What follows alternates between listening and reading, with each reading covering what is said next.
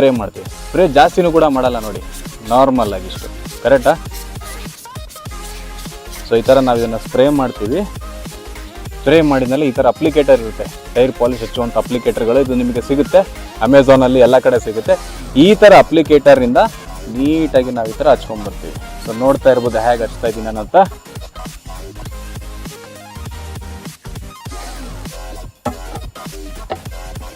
ನೋಡಿ ನೀಟಾಗಿ ಹಚ್ಕೊಂಬರ್ಬೇಕು ಈ ಥರ ಹೇಗೆ ನಾನು ಹಚ್ತಾ ಇದ್ದೀನಲ್ವ.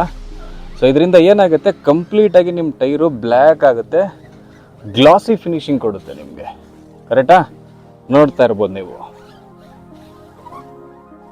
ಜಾಸ್ತಿನೂ ಹಚ್ಚಿಲ್ಲ ನಾನು ನಿಮಗೆ.